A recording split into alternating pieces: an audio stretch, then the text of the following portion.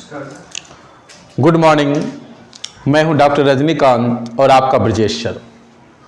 स्वागत है हमारे यूट्यूब चैनल आइडियल ट्यूटोरियल्स 1988 में।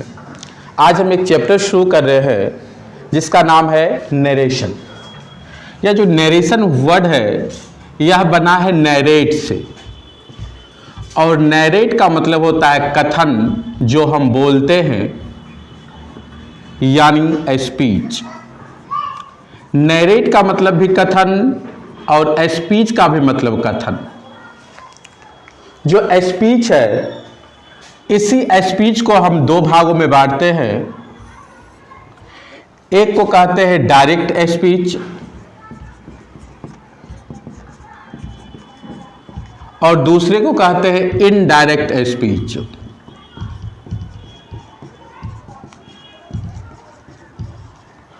डायरेक्ट स्पीच यानी जिसमें किसी वक्ता के बातों को, जो बोलने वाला है, वक्ता के बातों को हूबहू कहा जाता हो, सेम टू सेम, हूबहू।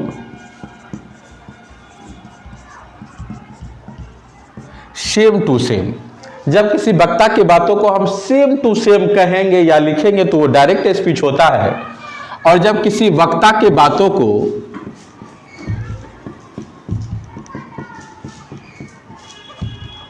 अपने ढंग से कहा जाए,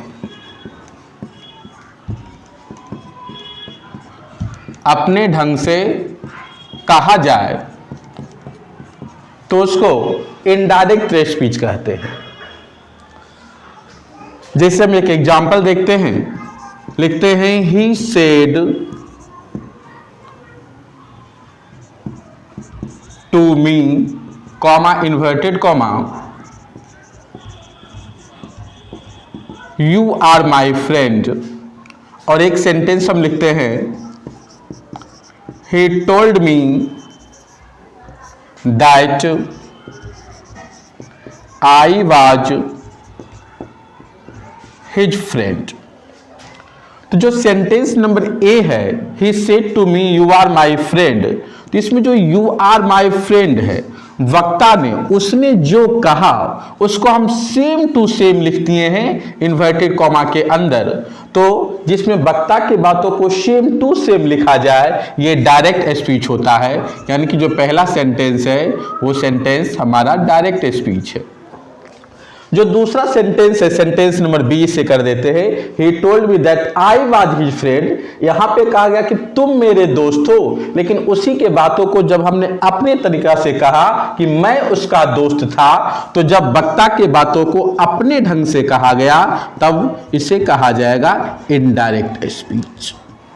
पहले हम ये समझ लिए कि स्पीच दो प्रकार के हैं, डायरेक्ट, इनडायरेक्ट। डायरेक्ट का मतलब है जिसमें किसी वक्ता की बातों को सेम टू सेम कहा जाए, और वक्ता ने जो कहा उसको हम इन्वर्टेड कॉमा के अंदर लिखते हैं।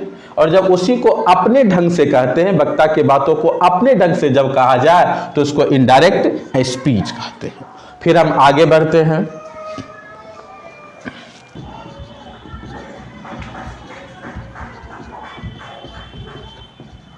अब हम जो डायरेक्ट स्पीच में सेंटेंस है, he said to me you are my friend, इस सेंटेंस को देखते हैं। तो जो सेंटेंस इन्वर्टेड कॉमा के अंदर रहे, इसको हम क्लाउज कहेंगे, सेंटेंस कहना उचित नहीं होगा इस हिस्से को।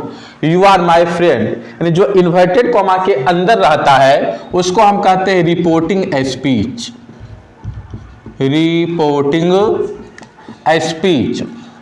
और जो बाहर वाला हिस्सा है, क्लाउज वाला, उसमें जो वर्ब है, बाहर वाला जो वर्ब है, इसमें वर्ब है शेड, तो हम इसको कहेंगे रिपोर्टिंग वर्ब।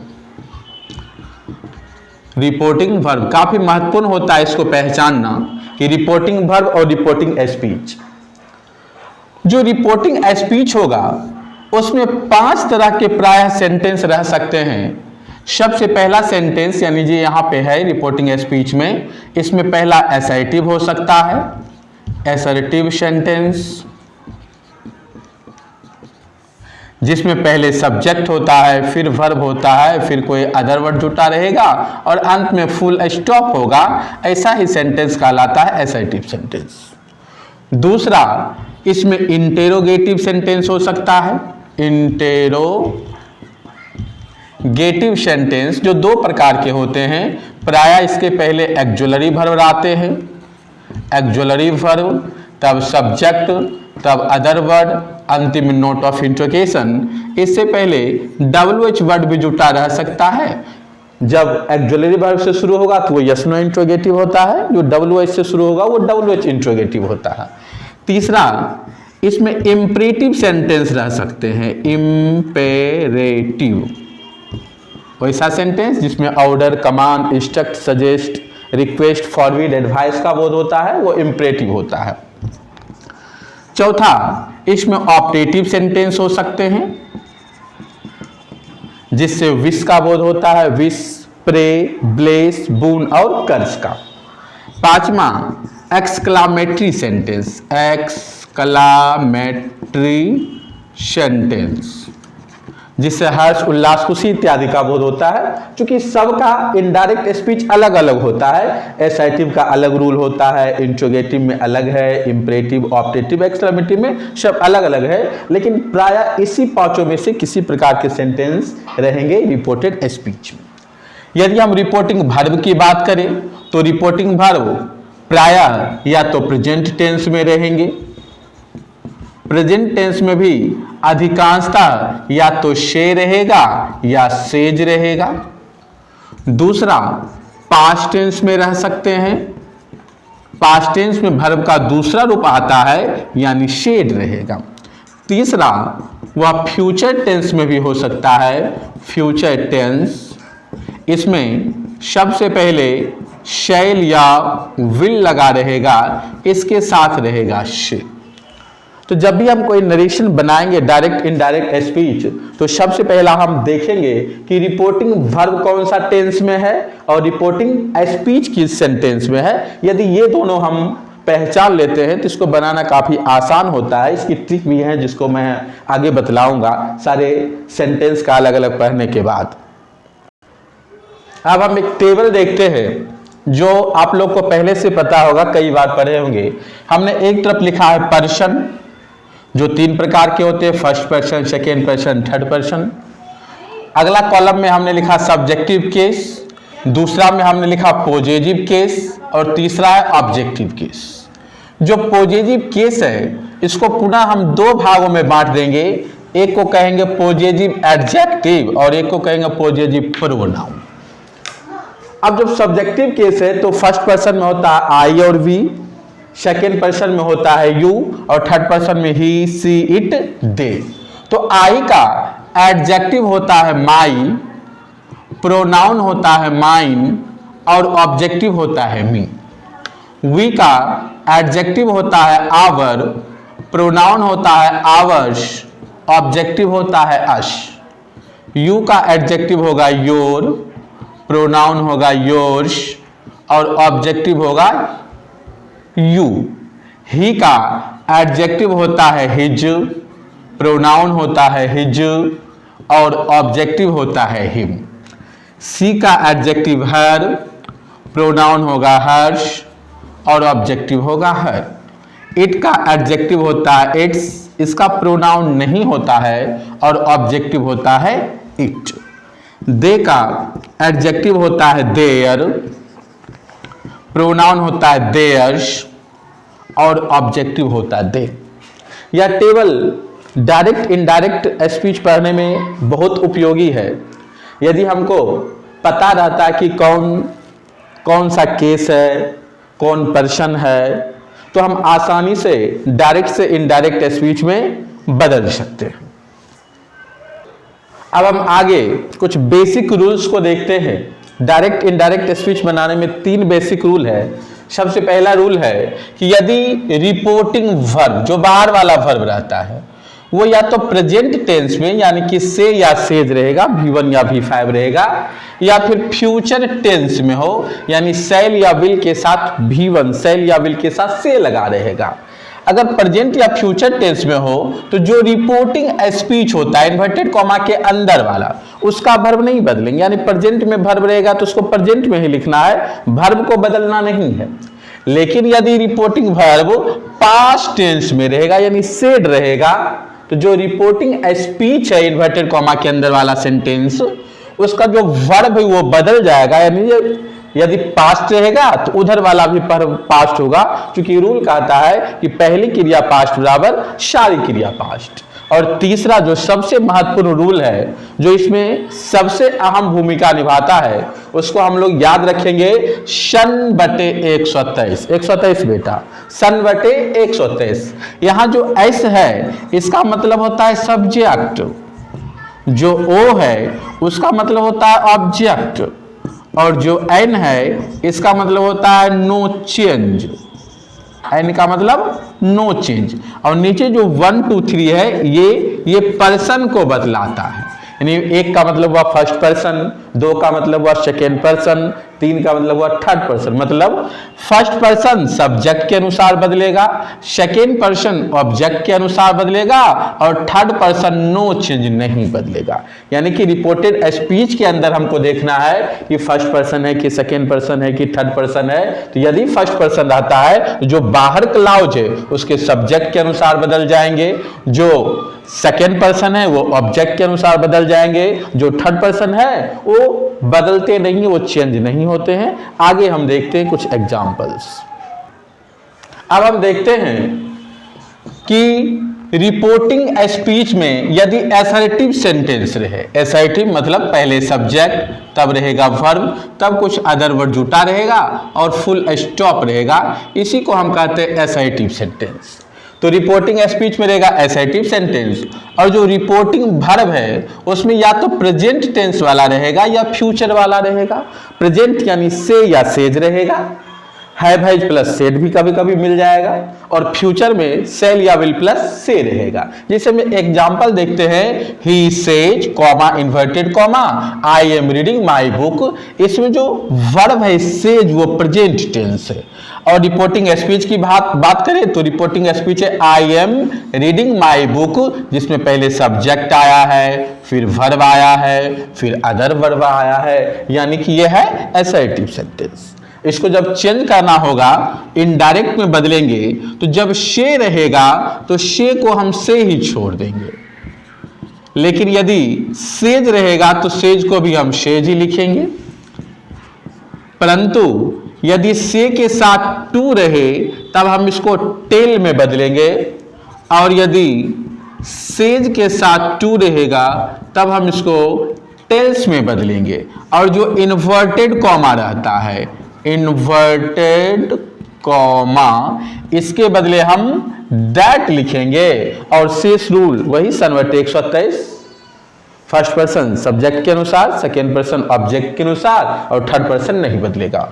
अब यह जो सेंटेंस हमने लिखा, he says comma inverted comma I am reading my book, इसको चेंज करते हैं। तो ही है तो हम लिखेंगे ही, सेज है तो लिखेंगे सेज, इन्वर्टेड कॉमा है तो लिखेंगे दैट।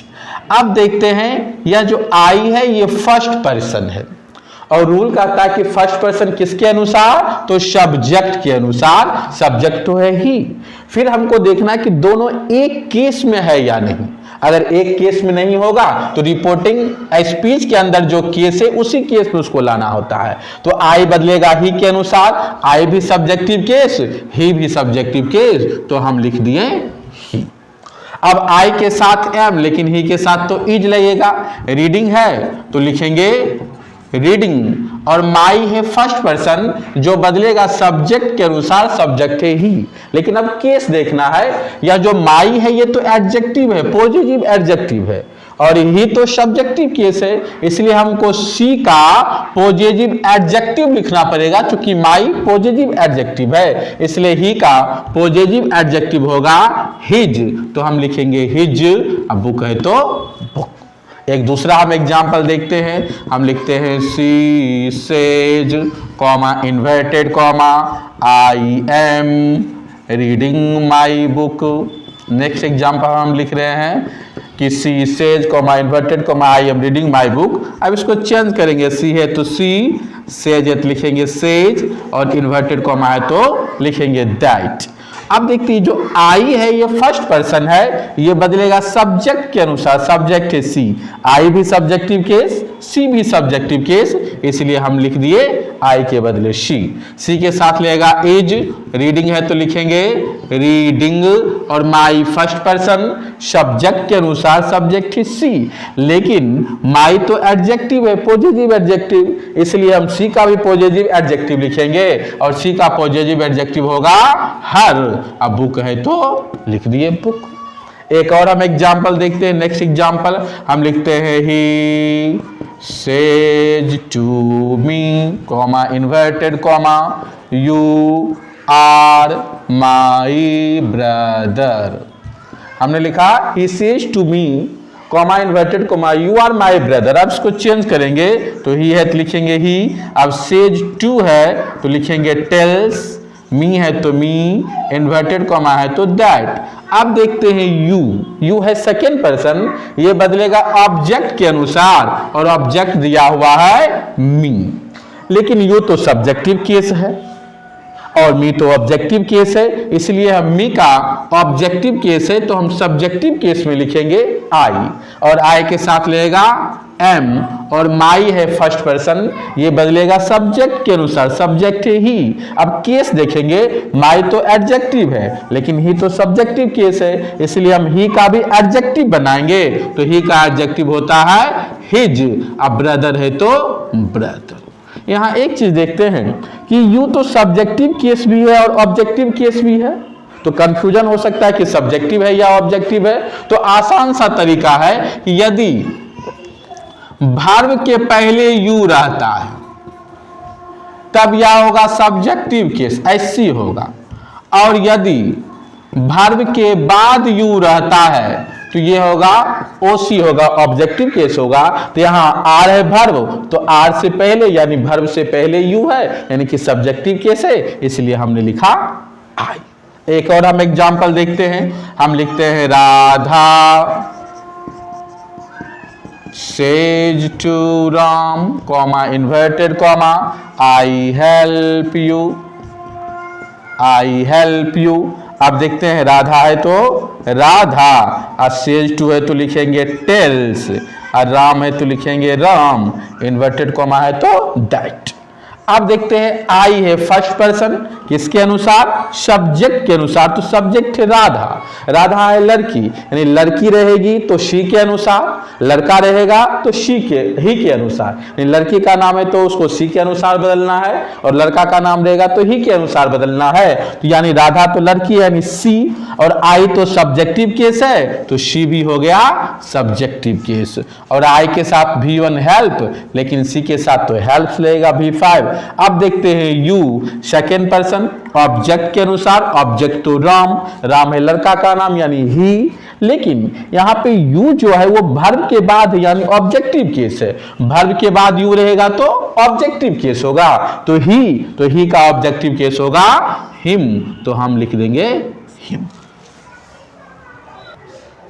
नेक्स्ट एग्जाम्पल देखते हैं, मैंने 3 एग्जाम्पल और लिखा है। पहला है the boys said to us comma inverted comma you help us. यदि हम इसको चेंज करते हैं तो दी बॉय है, बॉयज है तो लिखेंगे दी बॉयज, सेड टू है तो लिखेंगे टेल, अस है तो अश, और इन्वर्टेड कॉमा है तो दैट। अब देखते हैं यू तो सेकेंड पर्सन है और सेकेंड पर्सन ऑब्जेक्ट के अनुसार बदलता है और ऑब्जेक्ट है यहां पे अश, लेकिन यू तो सब्जेक्टिव केस है, इसलिए हम अस का सब्जेक्टिव केस लिखेंगे, अस का सब्जेक्टिव केस हो गया वी। हेल्प है तो लिख दिए हेल्प। अब आते हैं अश पे, ये जो अस है ये फर्स्ट पर्सन है, ये बदलेगा सब्जेक्ट के अनुसार और सब्जेक्ट है बॉयज, दी बॉयज प्लूरल।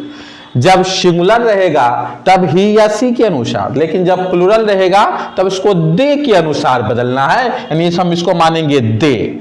लेकिन अस तो ऑब्जेक्टिव केस है, इसके केस को मिलाएंगे, अस ऑब्जेक्टिव केस है, इसको दे मानेंगे, दे तो सब्जेक्टिव केस, इसलिए हम दे का ऑब्जेक्टिव केस लिखेंगे और दे का ऑब्जेक्टिव केस होगा दे।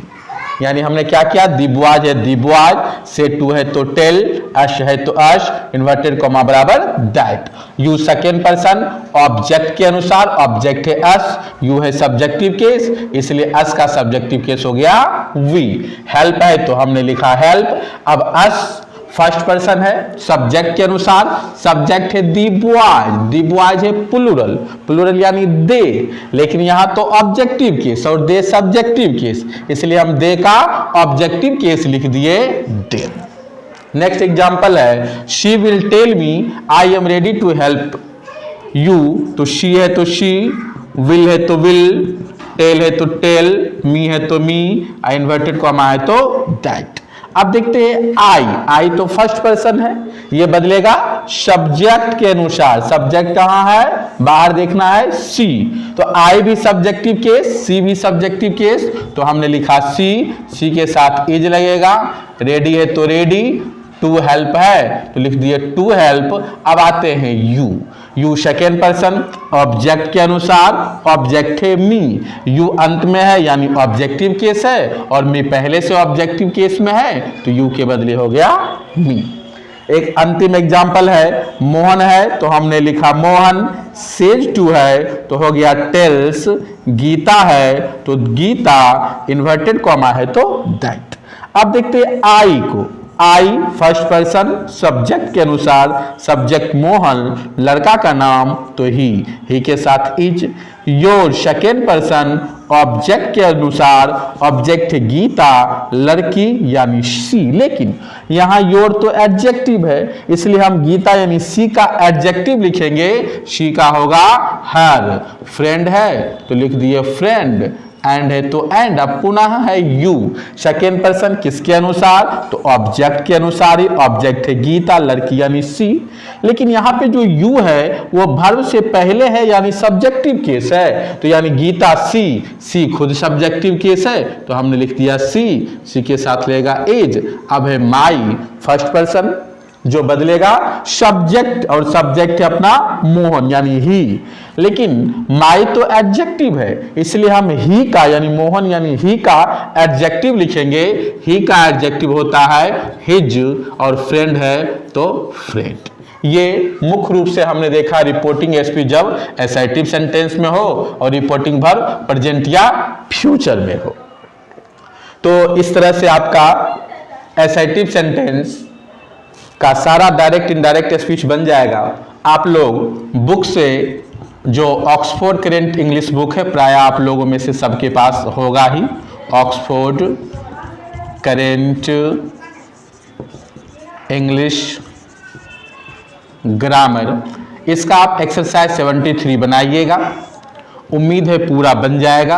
अगर कोई कंफ्यूजन होगा तो उसको आप कमेंट में उस एग्जाम्पल को टाइप कर सकते हैं। कोशिश रहेगा कि उसको सोल्व करके भेजा जाए। धन्यवाद।